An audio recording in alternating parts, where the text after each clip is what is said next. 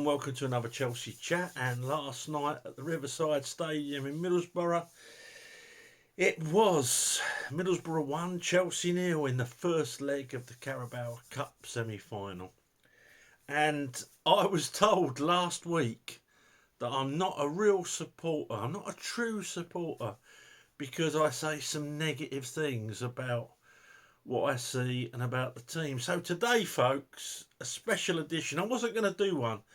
After last night, seeing how it's easy for people who have got bases in the north like me to get to the Riverside, but seeing so many people finish work, travel 5, 6, 7, 8 hours to get to that game last night, to be greeted by that brilliant performance by the players who were obviously really up for it and well organised, well motivated by Pochettino.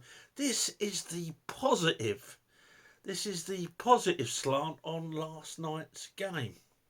First of all, I'd like to say that the result itself was very positive, because when you think of it, Middlesbrough, who had 12 players out injured before they got an extra 2 injured in the first 10 minutes, could have scored 2, 3, 4, 5 or 6 goals, couldn't they?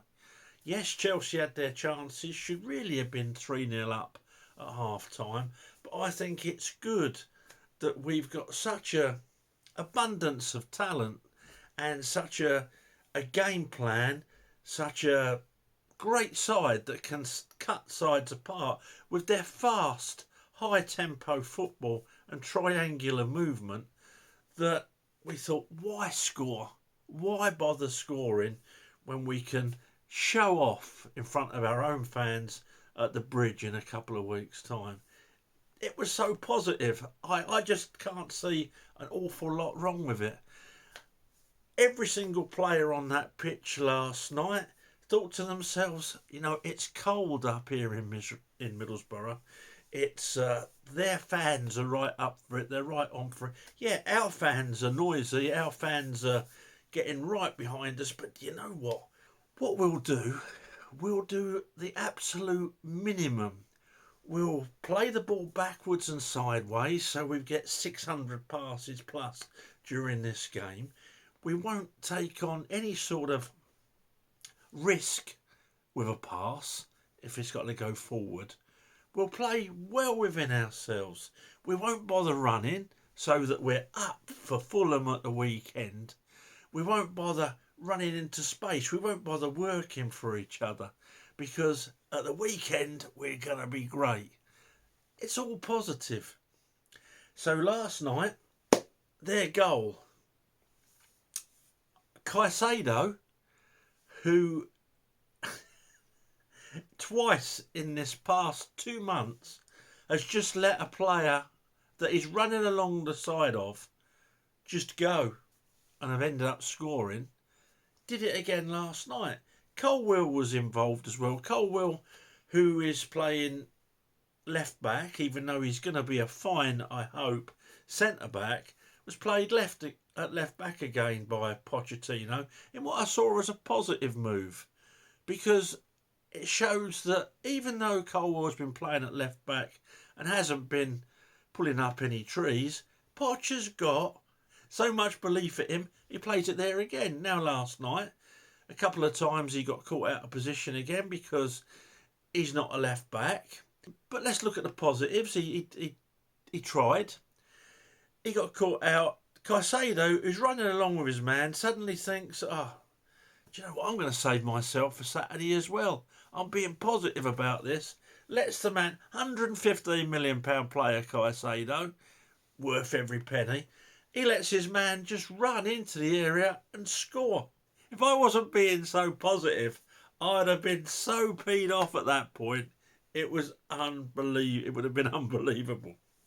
Going to give Cole Palmer a little bit of leeway here. He looked like Timo Werner on speed last night with a couple of those misses. I'm not on about the one just before half time where he sort of scuffed it past the post, but the one with the goalkeeper who looked so shaky, which is another positive for the week after next when we play him in the second leg. He just did that with a ball. Like, I don't know what he was doing. And Palmer managed to put it over from a yard. I'll be positive though, Palmer, and I actually mean this bit. I'll be positive though.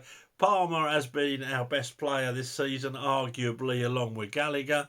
Gallagher saving himself for Fulham and for this next cup game last night. They weren't at the races, and Palmer missing from there. I say it was like a Groundhog Day with Timo Werner. So there we go. So Pochettino picked a very positive side. Brozier, who had come on in the second half against Preston and made a big difference. He played so well on last Saturday that he was dropped last night. I totally see where Pochettino's coming from. If someone looks in a rich vein of form, drop them to the bench and play them in the next game. Totally positive all round from where I could see it. So I saw the team sheet. No orthodox number 9. In goal, Petrovic. Right back, Gusto. Left back, Colwill. In the middle, we had Disaster, and we had Thiago Silva. In front of them, we had Caicedo and Fernandes. In front of them, we had Sterling on the left. We had Gallagher in the middle. We had Madueke allegedly on the right, and we had Cole Palmer playing up front. Although when we kicked off, it was sort of whoever was nearest the front was playing up front. It was interchangeable, positively interchangeable.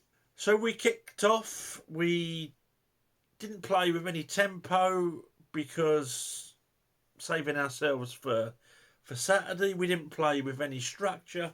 We didn't play with any style of play. All positive stuff, because I think we'll appreciate it more when Pochettino finally gets that across to the players. Middlesbrough scored. They went into the low block. Basically 2 lots of 4 and the forwards behind the ball as well. And they gave everything. I'd just like to say well done to Middlesbrough. Their team put together for a total of 50 million quid, languishing 12th in the championship. 12 players out, 14 players out now, and they deserved their win last night. Yes, they rode their luck. Yes, Chelsea couldn't finish, but they stuck in there. They worked hard, and your players and your fans are a credit to that club. It's all very positive, because one day our players are going to put in a shift. One day our players are going to have the same attitude as your guys. It's only a matter of time. We're a young team. We're learning.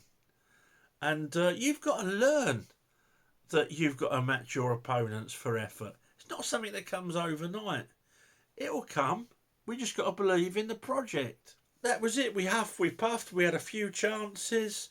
Madueke, got to take my hat off to him. He put a cross into the box when there was no Chelsea player in the box. There was no Chelsea player within 10 yards of the box. So he's obviously in a positive frame of mind. Thought, I know what I'll do.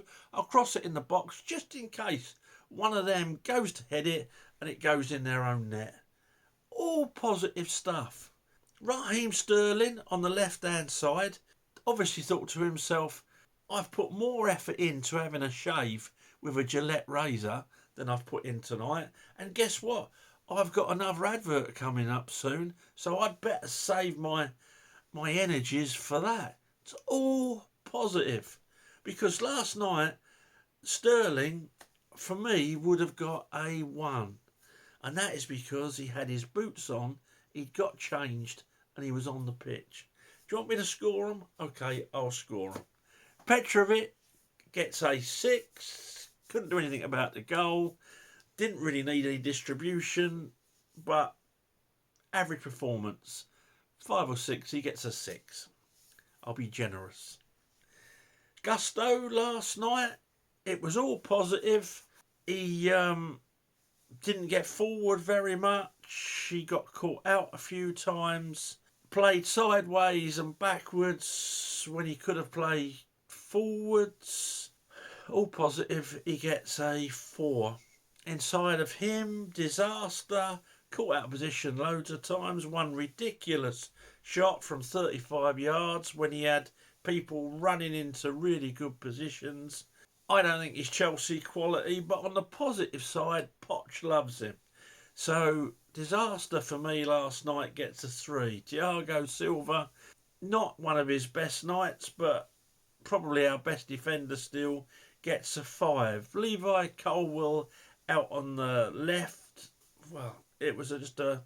It's a shame. One pass that was going to go to Sterling that went out would have been absolutely majestic on a day when we were still mourning Franz Beckenbauer. It would have done Beckenbauer justice, but anyway, it went out, so it didn't count, and that was the only real decent contribution that Levi Colwill put into the game. Levi would get a 2.5. Not all his fault, but he's going to come good at left back. I can feel it. I'm behind Poch.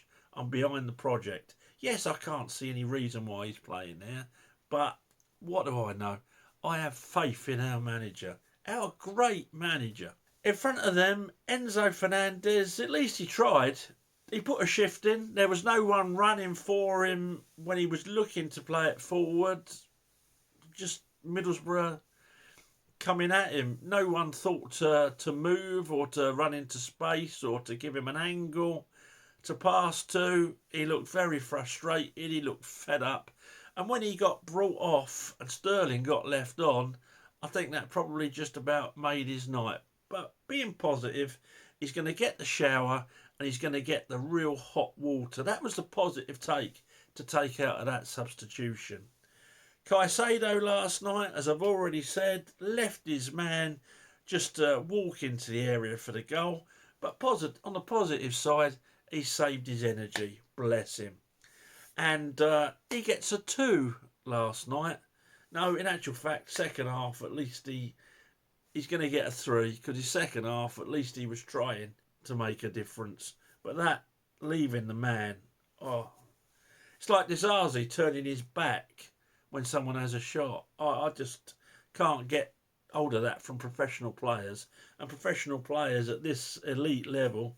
Positive thing, Dizazi's not going to lose his looks, and Caicedo's got less chance of injury when he just leaves the player to go in the box and score. It's all positive. Conor Gallagher had one of his worst games of the season last night. Looked as though he became frustrated very early on with people not running for him. So Conor does what he always tries to do, and that is too much. As a result, Conor Gallagher gets a 3 from me last night. Sterling gets a 1. Said enough about his performance or lack of it. But on a positive note, I think the next Gillette advert is going to be absolutely dynamite, with Raheem on top form and really showing you how to get a nice clean shave. It's all positive. Madueke last night, that ball into the box when there were no Chelsea players in there, summed up Madueke for me. Last night he gets a 2. And Cole Palmer last night gets a 4. The boy was trying. He had an absolute nightmare. But on a positive note, he can't play much worse than that in front of goal. It's all very positive. Chelsea were playing lots of high balls into the box in the first half for Sterling, Palmer and Gallagher to outjump to what looked like 6'10" players when they come out the tunnel. I said, Jesus, look at the size of them. And second half though, 63 minutes I think it was, when Brozier came on, we started playing it on the ground. It was all positive. We thought Brozier's too good in the air. What we're going to do is give him a real challenge. When he's got 2 or 3 men on him, let's see what he's like at holding up a ball. We'll give it to him on the floor. We won't even put it over his shoulder to run onto. And if we do, we're going to give it such a boot. Let's see what speed he can actually get up to. I don't normally score the substitutes, but Mudryk last night, he gets a 1. He was like Sterling's negative, bottling out. Positive angle is he can't get injured if he literally runs away from a challenge. Didn't head the ball, that's all right. His plaster stayed in place. Might not even need a clean plaster on Saturday. It's all positive. Mudryk could have cost 90 million quid instead of the 88 million that he did cost. It's all positive. Alfie Gilchrist come on the 90th minute. It's not worth me saying anything about it. Looked very enthusiastic. Pochettino, apparently, I've not seen it yet, in his post-match press conference, he thought he was very happy. He thought it was a good performance. He was very happy. Well, perhaps that's got because he's getting on to a coach with a recliner. He's not having to wait till 1 in the morning to get a coach because there was no train. Like some of those poor buggers who went from work, got their hard-earned money spent, going up to watch that excellent performance that was designed to create excitement for the second leg. Pochettino thought it was a good performance. Pochettino was happy with the way we played. I'm pleased because if he lived in our world, he'd be so depressed. He'd be thinking, we've got no style, no structure. What the hell do I bother doing a training session for? If he knows what he's trying to aim for, he'd be so disappointed that it doesn't seem to be a sign of anything. So it's all positive. You don't want your manager in a bad frame of mind, do you? It's just all positive. Come on, Poch. Come on, Chelsea. See, that's support for you. I hope you've enjoyed this very positive video, and I'll probably be doing other videos soon, and it might be off topic of football. I might do other positive videos, like the Yorkshire Ripper wasn't all bad, and he really knew how to use a hammer, or Dr. Shipman was much maligned. He wasn't a bad doctor. I might be doing other positive videos alongside my football videos, so please look out for them. Absolute disasters, all with a positive, supportive slant. The players showed just what the fans mean to them and how united we are as a club when at the final whistle, the majority of them, apart from Silva and Cole Palmer, went straight down the tunnel, not even acknowledging the fans one iota. Those fans that had spent their time and hard-earned money going to watch absolute dross, even though it was positive dross. Up to Chelsea. Thanks for watching the video. Please subscribe to the channel, and yeah, up to Chelsea.